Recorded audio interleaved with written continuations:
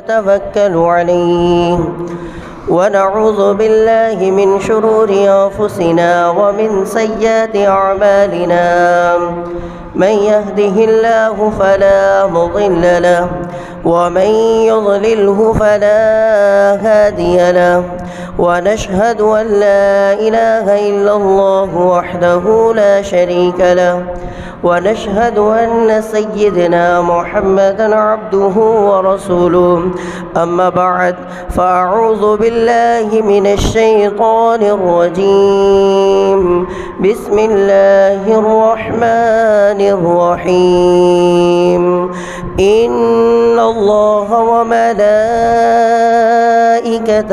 يصلون على النبي صدق الله مولانا العظيم وبلغنا رسوله النبي الأمين المتين المبين الرؤوف الكريم ونحن على ذلك لمن الشاهدين والذاكرين والحمد لله رب العالمين۔ چمنستان رضویت کے مہکتے پھولوں، شمع رسالت کے پروانوں، حیدر قرار کے شیدائیوں، غوث اعظم کے دیوانوں، خواجہ غریب نواز کے چاہنے والوں، مرکز اہل سنت فاضل بریلوی کے ماننے والوں، مسلک اعلیٰ حضرت پر چلنے والوں، آئیے آپ اور ہم مل کر سب سے پہلے آقائے نامدار مدنی تاجدار سرکار احمد مجتبیٰ محمد مصطفیٰ صلی اللہ تعالیٰ علیہ وسلم کے دربار عالی جاہ میں نہایت ہی عقیدت و محبت کے ساتھ درود پاک پڑھ لیجیے۔ اللہم صلی علی سیدنا شفیعنا وملجانا ومولانا محمد وبارک وسلم، صلاۃ والسلام علیک یا رسول اللہ صلی اللہ تعالیٰ علیہ وسلم۔ حضرات، خطبہ مسنونہ کے بعد میں نے بہت ہی مشہور و معروف آیت کریمہ کی تلاوت کا شرف حاصل کیا ہے۔ اللہ تبارک و تعالی قرآن عظیم میں ارشاد فرماتا ہے، ان اللہ و ملائکتہ، بے شک اللہ اور اس کے فرشتے۔ حضرات، یہ لفظ انا عربی میں یقین کے لیے آتا ہے۔ یقین کا مطلب جس میں کسی قسم کا کوئی شک و شبہ نہ ہو، جسے آدمی دل سے مان لے، جسے کوئی جھٹلائے بھی تو بال برابر اس کے ایمان و یقین میں کوئی شک و شبہ نہ ہو۔ اس لیے اللہ تبارک و تعالی سب سے پہلے انا لا کر یقین دلاتا ہے کہ اے ایمان والو، تم اللہ اور اس کے نبی پر درود پاک کا نذرانہ پیش کرو۔ اللہ تبارک و تعالی اپنے پیارے محبوب صلی اللہ تعالی علیہ وسلم کی بارگاہ میں درود پاک پڑھنے کا یقین دلاتا ہے کہ اے ایمان والو، اللہ اور اس کے فرشتے پیارے نبی پر درود پڑھتے ہیں۔ اس لیے اللہ تبارک و تعالی ایمان والوں کو بھی حکم دیتا ہے، یا ایھا الذین آمنوا، اے ایمان والو، صلو علیہ وسلموا تسلیما، تم بھی پیارے آقا صلی اللہ تعالی علیہ وسلم پر خوب درود و سلام کا نذرانہ پیش کرو۔ حضرات، بہت سے کام ایسے ہیں جو اللہ ہی کر سکتا ہے، ہم نہیں کر سکتے۔ مثلا روزی اللہ دیتا ہے، ہم نہیں دے سکتے۔ زندگی اللہ دیتا ہے، ہم نہیں دے سکتے۔ موت اللہ دیتا ہے، ہم نہیں دے سکتے۔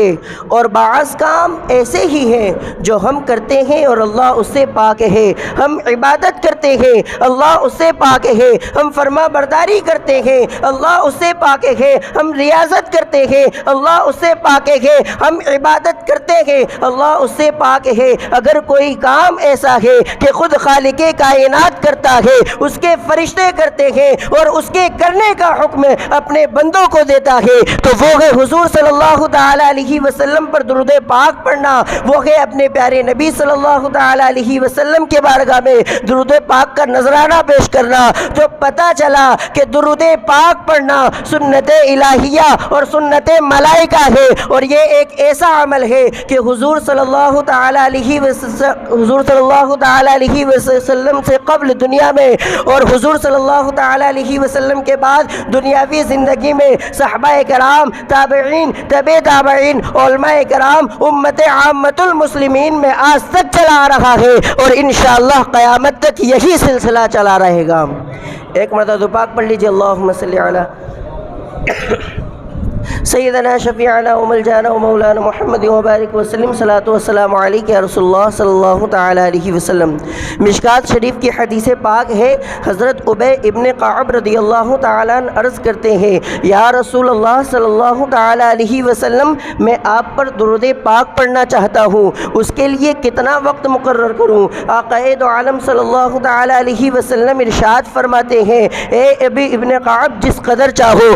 آقا دو عالم صلی اللہ تعالی علیہ وسلم کے اس ارشاد پر حضرت ابی ابن کعب رضی اللہ تعالی عنہ پھر عرض کرتے ہیں، یا رسول اللہ صلی اللہ تعالی علیہ وسلم، میں اپنے اوقات وظائف میں سے 2/3 حصہ آپ پر درود پاک پڑھوں؟ آقا دو عالم صلی اللہ تعالی علیہ وسلم ارشاد فرماتے ہیں، جس قدر چاہو، مگر درود پاک اور زیادہ کر لو تو تمہارے لیے بہتر ہے۔ پھر حضرت ابی ابن کعب رضی اللہ تعالی عنہ عرض کرتے ہیں، یا رسول اللہ صلی اللہ تعالی علیہ وسلم، میں اپنے اوقات وظائف میں سے 1/3 حصہ آپ پر درود پاک پڑھوں؟ آقا دو عالم صلی اللہ تعالی علیہ وسلم ارشاد فرماتے ہیں، جس قدر چاہو، مگر درود پاک اور زیادہ کر لو تو تمہارے لیے بہتر ہے۔ حضرت ابی ابن کعب رضی اللہ تعالی عنہ عرض کرتے ہیں، یا رسول اللہ صلی اللہ تعالی علیہ وسلم، میں اپنے اوقات وظائف کو درود پاک میں صرف کر لوں تو آقا دو عالم صلی اللہ تعالی علیہ وسلم ارشاد فرماتے ہیں کہ یہ درود تمہارے ساروں رنج غم کے لیے کافی ہے اور یہ درود تمہارے گناہوں کو مٹا دے گا۔ حضرت حسن بصری رحمۃ اللہ تعالی علیہ کے پاس ایک عورت آئی اور اس نے آپ سے دریافت کیا کہ حضور، میری جوان بیٹی فوت ہو گئی ہے اور میں چاہتی ہوں کہ اسے میں خواب میں دیکھ لوں۔ حضرت حسن بصری رحمۃ اللہ تعالی علیہ نے اس عورت کو ایک دعا سکھلائی۔ اس عورت نے وہ دعا پڑھی اور رات میں سو گئی تو خواب میں اس نے اپنی بیٹی کو دیکھا تو اس کا حال یہ تھا کہ اس نے جہنم کے تارکول کا لباس پہن رکھا تھا، اس کے ہاتھوں میں زنجیریں اور پاؤں میں بیڑیاں تھیں۔ وہ عورت صبح اٹھی، بہت غمگین ہوئی اور حضرت حسن بصری رحمۃ اللہ تعالی علیہ کے پاس یہ سارا واقعہ بیان کیا۔ آپ حضرت حسن بصری رحمۃ اللہ تعالی علیہ بھی بہت مغموم ہوئے، بہت غمگین ہوئے۔ کچھ عرصہ بعد حضرت حسن بصری رحمۃ اللہ تعالی علیہ نے اس لڑکی کو جنت میں دیکھا۔ اس نے جنت کا تاج پہنا ہوا تھا۔ اس لڑکی نے حسن بصری رحمۃ اللہ تعالی علیہ سے کہنے لگی کہ آپ مجھے پہچانتے ہیں؟ میں اسی خاتون کی بیٹی ہوں جو میری تباہ حالت کے بارے میں آپ کو بتلائی تھی۔ تو حضرت حسن بصری رحمۃ اللہ تعالی علیہ نے اس لڑکی سے کہا کہ تیری حالت میں یہ انقلاب کس طرح آیا، تیری حالت میں یہ فرق کس طرح آیا؟ تو اس لڑکی نے کہا کہ قبرستان کے قریب سے ایک نیک صالح شخص گزرا اور اس نے حضور صلی اللہ تعالی علیہ وسلم پر درود پاک پڑھا تو اس کے درود پڑھنے کی برکت سے اللہ تبارک و تعالی نے 500 قبر والوں سے عذاب اٹھا لیا، 500 قبر والوں سے عذاب اٹھا لیا۔ حضرات، درود پاک پڑھنے سے جب دوسروں کی مغفرت ہو سکتی ہے تو ہم تو آقا کے دیوانے ہیں اور دل سے درود پاک پڑھیں گے تو یقیناً ہماری بھی مغفرت ہوگی۔ حضرات، درود پاک اللہ تبارک و تعالی قرآن عظیم میں ارشاد فرماتا ہے، ان اللہ و ملائکتہ یصلون علی النبی، بے شک اللہ اور اس کے فرشتے پیارے نبی پر درود پڑھتے ہیں۔ اس لیے خالق کائنات نے اس امر کے ساتھ، اس حکم کے ساتھ اپنے بندوں میں سے ایمان والوں کو حکم دیا، یا ایھا الذین آمنوا، اے ایمان والو، صلو علیہ وسلموا تسلیما، تم بھی پیارے آقا صلی اللہ تعالی علیہ وسلم پر خوب خوب درود و سلام کا نذرانہ پیش کرو۔ حضرات، قرآن شریف کی تلاوت کیجئے تو بے شمار احکام ملیں گے، لیکن ساتھ ساتھ خالق کائنات نے کہیں یہ نہیں فرمایا کہ اے ایمان والو، اللہ وہ کام کرتا ہے تم بھی کرو، پورا قرآن مطالعہ کر لو، کہیں یہ نہیں ملے گا کہ خدا نماز پڑھتا ہے اے ایمان والو تم بھی پڑھو، کہیں یہ نہیں ملے گا کہ خدا زکوٰۃ دیتا ہے اے ایمان والو تم بھی دو، کہیں یہ نہیں ملے گا کہ خدا خیرات کرتا ہے اے ایمان والو تم بھی کرو، کہیں یہ نہیں ملے گا کہ خدا صدقہ دیتا ہے ایمان والو تم بھی دو، کہیں یہ نہیں ملے گا کہ خدا حج کرتا ہے ایمان والو تم بھی کرو۔ لیکن جب باری آئی اپنے محبوب پر درود پڑھنے کی، جب باری آئی اپنے نبی پر درود و سلام کا نذرانہ پیش کرنے کی، جب باری آئی اپنے حبیب کی بارگاہ میں درود و پاک کا تحفہ پیش کرنے کی، تو اللہ تبارک و تعالی نے سب سے پہلے اپنے فعل کا اظہار فرمایا، سب سے پہلے اپنے کام کو ظاہر فرمایا اور ارشاد فرمایا ان اللہ و ملائکتہ یصلون علی النبی، بے شک اللہ اور اس کے فرشتے پیارے نبی پر درود بھیجتے ہیں۔ یا ایھا الذین آمنوا، اے ایمان والو، صلو علیہ وسلموا تسلیما، تم بھی پیارے آقا صلی اللہ تعالی علیہ وسلم پر خوب خوب درود و سلام کا نذرانہ پیش کرو۔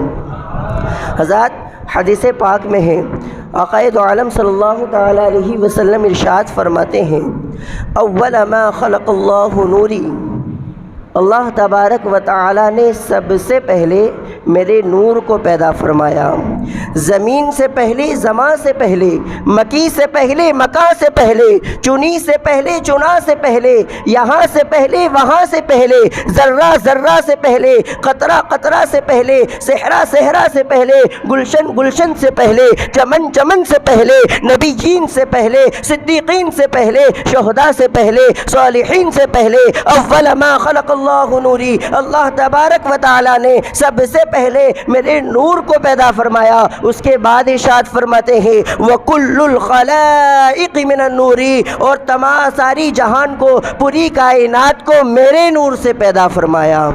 تو اس کا مطلب ہر چیز میں، زمین و آسمان، چنین و چنا میں، ہر چیز میں میرا نور موجود ہے۔ اس لیے کسی شاعر نے کہا ہے کہ جو شے تیری نگاہ سے گزرے درود پڑھ، جو شے تیری نگاہ سے گزرے درود پڑھ، کیونکہ ہر جز و کل میں ہے نور انوار مصطفیٰ صلی اللہ تعالی علیہ وسلم۔ وما علینا الا البلاغ المبین۔ دعا ہے کہ اللہ تبارک و تعالیٰ کی بارگاہ میں میرے پڑھنے اور کچھ میں جو کچھ بھی غلطی ہے اللہ اسے معاف فرمائے۔ ان اللہ و ملائکتہ یصلون علی النبی یا ایھا الذین آمنوا صلوا علیہ وسلموا تسلیما۔ اللہم صل علی سیدنا مولانا محمد وبارک وسلم۔ صلاۃ و سلام علیک یا رسول اللہ صلی اللہ تعالی علیہ وسلم۔ آپ نہیں آئیے، درود پاک پڑھ لیجیے۔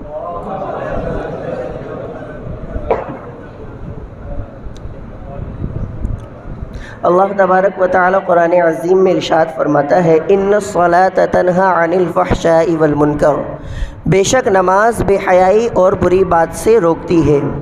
حضرات اس آیت کریمہ میں دو لفظ قابل غور و فکر ہیں، ایک فحشا، دوسرا منکر۔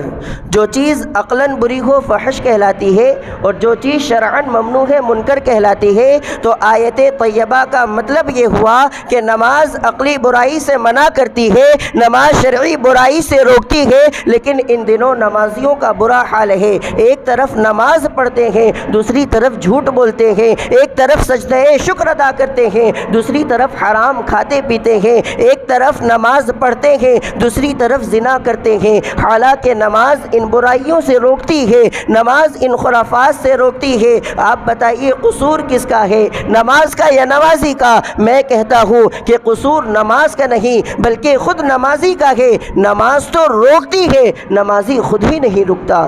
حضرات نماز سے پہلے شرائط نماز کی پابندی ضروری ہے، اور شرائط نماز میں طہارت کو ایک خاص اہمیت حاصل ہے۔ طہارت صغریٰ ہو یا طہارت کبریٰ، نماز کے لیے دونوں ضروری ہے۔ نمازی کا کپڑا ناپاک ہوگا نماز نہیں ہوگی، نمازی کا جسم ناپاک ہوگا نماز نہیں ہوگی۔ امام ہو یا مقتدی، طہارت دونوں کے لیے ضروری ہے، لیکن امام اور مقتدی میں اتنا فرق ہے کہ مقتدی کا کپڑا یا جسم ناپاک ہوگا تو صرف اسی مقتدی کی نماز نہیں ہوگی، دوسرے نمازیوں پر اس کا کوئی اثر نہیں ہوگا، لیکن امام کا کپڑا یا جسم ناپاک ہوگا تو نہ امام کی نماز ہوگی، نہ اس کے اقتداء میں پڑھی ہوئی کسی مقتدی کی نماز ہوگی۔ حضرات یہ حکم اس عمل کا ہے جو ظاہری اعتبار سے ضروری ہے، جو ظاہری اعتبار سے لازم ہے۔ تو لہٰذا مجھے کہہ لینے دیا جائے کہ جب ظاہری ناپاکی سے، جب ظاہری گندگی سے نماز نہیں ہو سکتی تو باطنی گندگی سے بدرجہ اولا نماز نہ ہوگی۔ اور باطنی ناپاکی دل کی ناپاکی ہے، ذہن کی ناپاکی ہے، بدعقیدگی سے دل ناپاک ہوتا ہے، رزق حرام کھانے سے دل میں قدورت پیدا ہوتی ہے۔ لہٰذا کسی بدعقیدے کو امام نہیں بنایا جا سکتا ہے، کسی گستاخ رسول کو امام نہیں بنایا جا سکتا ہے۔ ظاہری گندگی عذر شرعی کی بنیاد پر کبھی معاف بھی ہو جایا کرتی ہے، لیکن دل کی گندگی ناقابل معافی جرم ہے۔ گندے دل کو نہ خدا معاف فرمائے گا نہ رسول خدا معاف فرمائیں گے۔ اس لیے کسی شاعر نے کیا ہی خوب فرمایا ہے کہ دل پاک نہیں تو پاک ہو نہیں سکتا انسان، دل پاک نہیں تو پاک ہو نہیں سکتا انسان۔ ورنہ ابلیس کو بھی آتے تھے وضو کے شرائط بہت، اور سر جھکانے سے نمازیں ادا نہیں ہوتی، سر جھکانے سے نمازیں ادا نہیں ہوتی، دل جھکانا پڑتا ہے عبادت کے لیے۔ حضرات وضو نماز کے لیے شرط ہے، وضو کے بغیر نماز نہیں ہو سکتی۔ وضو میں چہرہ، ہاتھ کہنی سمیت اور سر کا مسح کیا جاتا ہے، پیر دھویا جاتا ہے۔ وضو کی فرضیت قرآن کریم کے اس آیت کریمہ سے ثابت ہے، یا ایھا الذین آمنوا، اے ایمان والو، اذا قمتم الی الصلاۃ، جب تم نماز کا ارادہ کرو۔ لفظی ترجمہ جب تم نماز کے لیے کھڑے ہو، لیکن اصطلاحی ترجمہ جب تم نماز کا ارادہ کرو، فاغسلوا، پس دھو لو، وجوہکم، اپنے چہرے کو، وایدیکم الی المرافق، اور اپنے دونوں ہاتھوں کو کہنیوں سمیت، وامسحوا برؤوسکم، اور اپنے سر کا مسح کرو، وارجلکم الی الکعبین، اور اپنے دونوں پاؤں کو ٹخنوں سمیت دھو لو۔ حضرات یہ وضو کے فرائض ہیں۔ وضو میں کتنے فرائض ہوئے؟ کتنے فرائض ہیں؟ 4 فرائض ہیں۔ چہرہ دھونا، ہاتھ دھونا، سر کا مسح کرنا، اور پیر دھونا کہاں تک؟ گھٹنوں تک، گھٹنوں تک، ٹخنوں تک، ٹھیک۔ اور آقا اللہ ارشاد فرماتے ہیں کہ وضو جب کرا جاتا ہے، چہرہ دھویا جاتا ہے تو چہرے کو ٹھنڈک پہنچتی ہے اور گرد و غبار کا صفایا ہو جاتا ہے۔ پیر دھویا جاتا ہے، پیر کو ٹھنڈک پہنچتی ہے اور گرد و غبار کا صفایا ہو جاتا ہے۔ سر کا مسح کیا جاتا ہے، سر کو ٹھنڈک پہنچتی ہے۔ پاؤں دھویا جاتا ہے، پاؤں کو ٹھنڈک پہنچتی ہے اور گرد و غبار کا صفایا ہو جاتا ہے۔ لیکن خدا کی مشیت یہ ہے کہ اے بندے، اے نمازی، اگر تو چہرہ دھو کر آئے گا تو ہم تمہارا ذہن صاف کر دیں گے، تم ہاتھ دھو کر آؤ گے ہم تمہارا دل صاف کر دیں گے، تم پیر دھو کر آؤ گے ہم تمہارے گناہوں کو دھو دیں گے، اور تم دنیاوی پانی سے دھو کر آؤ گے ہم رحمت کے پانی سے دھو دیں گے۔ اور جہاں جہاں وضو کے لیے پانی بہایا جائے گا وہ حقیقت میں اپنے گناہوں کو لے کر گرے گا، اور تم کلی کرنے کے لیے منہ کھولو گے اور ہم تمہارے لیے جنت کے 8 دروازے کھول دیں گے۔ حضرات ایک مرتبہ پاک پڑھ لیجیے، اللہم صلی علی سیدنا مولانا محمد وسلم، صلاۃ والسلام علیک یا رسول اللہ صلی اللہ تعالی علیہ وسلم۔ نماز کے شرائط 6 ہیں۔ کتنے ہیں؟ 6 ہیں، جن کا جاننا ہر مسلمان پر فرض ہے۔ ارکان اسلام کتنے ہیں؟ ارکان اسلام کتنے؟ کوئی بھی بتا سکتا ہے؟ 5 ہیں۔ کتنے ہیں؟ ایک توحید، نماز، حج، زکوٰۃ اور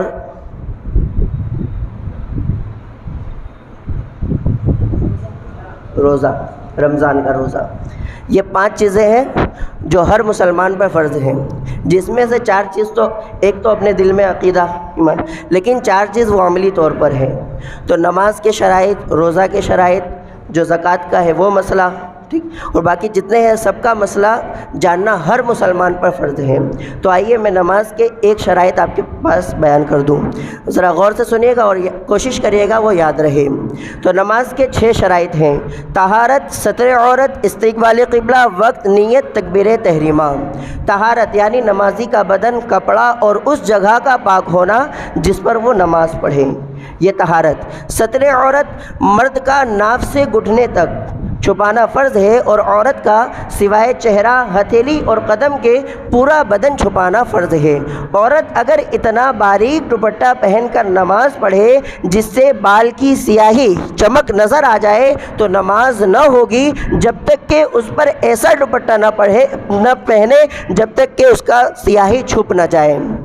یہ ہوا ستر عورت۔ اس کے بعد ہے استقبال قبلہ، یعنی قبلے کی طرف، پچھم کی طرف رخ کرنا۔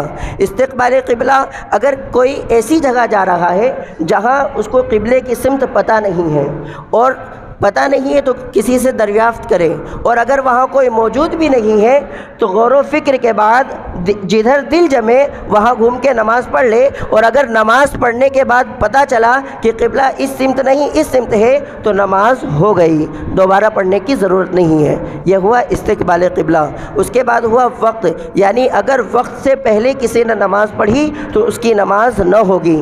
یعنی کوئی سوچے گا ہم باہر جائیں گے عصر میں تو ظہر کے اندر ہی عصر کی نماز پڑھ لیں گے تو نماز نہیں ہوگی، عصر کا وقت آئے گا تو اس کی فرضیت ہوگی، اس کے بعد ہی اس کی نماز ہوگی۔ یہ ہوا وقت۔ اس کے بعد ہے نیت، یعنی دل کے پکے ارادے کا نام ہے نیت۔ اگر کسی نے زبان سے نیت کر رہا ہے تو وہ مستحب ہے، زبان سے نیت کے الفاظ کہنا مستحب ہے، اور اگر کوئی اردو میں نیت کر رہا ہے تو یہ کہے نیت کی میں نے، نیت کرتا ہوں میں نہ کہیں۔ اور چھٹا ہے تکبیر تحریمہ، یعنی حرام کرنے والی تکبیر۔ تکبیر تحریمہ کے بعد جب اللہ اکبر کہتے ہیں اس کو کہتے ہیں تکبیر تحریمہ۔ اس کے بعد ہر چیز جو نماز کے باہر ہے وہ سب چیز حرام ہے، اس لیے تحریمہ مانے حرام اور تکبیر مانے اللہ اکبر۔ تو یہ ہوا تکبیر تحریمہ، یعنی اللہ اکبر کہنا۔ یہ ہوا نماز کے شرائط۔ وما علینا الا البلاغ المبین۔ السلام علیکم ورحمۃ اللہ۔